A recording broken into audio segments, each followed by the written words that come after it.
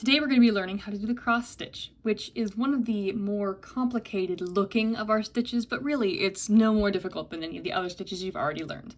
So don't let the looks deceive you. To start our cross stitch, we are mixing things up. We're no longer starting on the side of our dominant hand. Since I'm right-handed, I will be starting over here on the left side. Not that I'm going to be sewing my left hand, I will be using my right hand still, but we're starting on the left corner. If you were left-handed, you would start over on this side. This is important because of the way that this stitch moves. If you try to start on your dominant hand side, you are going to be very disappointed in your results because it will not turn out right. So to start, you're going to enter your needle about I'm going to say a ½ inch in this time because we're moving backwards. So you start out with your needle pointed in this part and you're theoretically moving backwards, sort of like we did on our back stitch. You're going to pull that through. Oh, and on this stitch, I am using a double-threaded needle because this is a stitch that is used often for hems on skirts where you don't want things to break apart easily.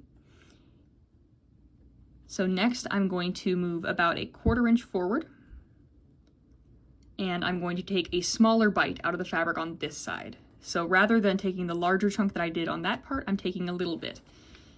This is not quite so little as to be entirely invisible, but a smaller bit so that it's less obvious. Next, I will move forward about the same amount, and I will stick my needle in here and poke out about a ¼ inch away. I feel like I'm saying a ¼ inch a lot, but that's generally the length of the stitch that you want. And things have gone. Oop, they're getting pulled through. Yep, they sure are. There you go. And so then you're going to keep moving forward. It's an interesting stitch because though I'm sewing left to right, my needle is going in right to left still. So it does feel kind of backwards sometimes.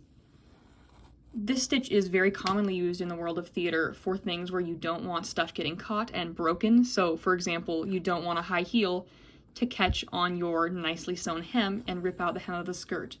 So if you do this stitch, there's lots of reinforced crisscrosses, as you can see I'm starting to get here, to keep it from tearing the entire hem down. So it's a smaller repair than, say, if we used the running stitch on a hem, which is not something you would want to do if it was a permanent hem, because that would pull right out. If the actress's heel catches on the stitching, it's a goner.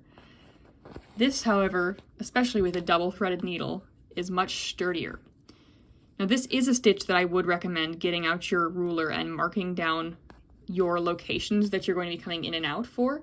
I think that will make you have a much easier time getting an even stitch on your first tries.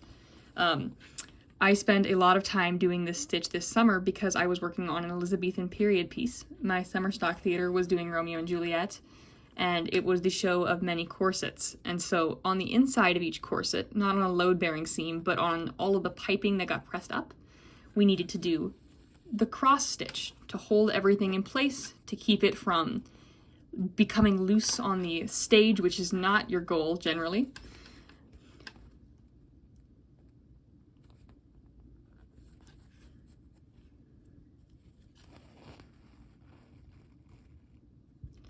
I'm personally a big fan of the cross stitch, although some of you, when you hear me say we're learning the cross stitch, you may have initially thought of the sewing craft in which you use little X's to create pictures, which I'm also a fan of.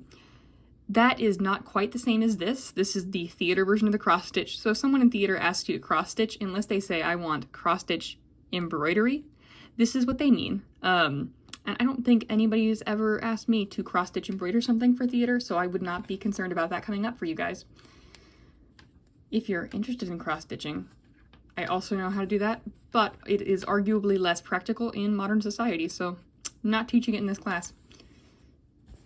If you've got extra time and want to come to my office hours, I could teach you to cross-stitch there, but this is a slower stitch because you're doing a more complicated set of movements as you go across, but it's absolutely worth it at the end because you're getting just these tiny little bumps and a really nice sturdy edge here.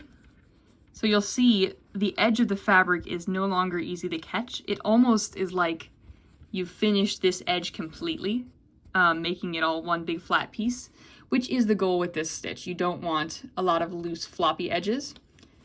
I do anticipate there being some questions about this stitch because it is one that's easier to get confused on since we're moving from non-dominant side to dominant side, along with our needle moving kind of the opposite direction, and there's some spacing challenges, so I am absolutely available to answer any questions in class or via email.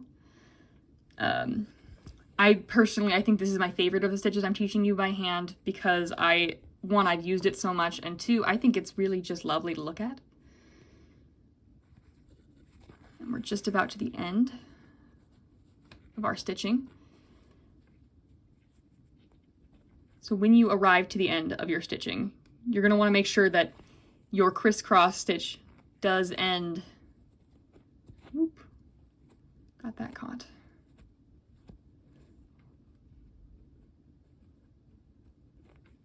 Anyway, you're going to want to make sure that it ends. I'm going to take a tiny little bite here so that it's not loose on the end, but you'll want to tie your knot up in the folded flat part again because you don't want your knot to be showing from the nice outside that you just made on this stitch. That would kind of undermine the point of making it all invisible and pretty. And so I'm just going to, once again, make my little loop here, tie me a knot, and that is it for the cross stitch. Thank you for watching and have a great rest of your day.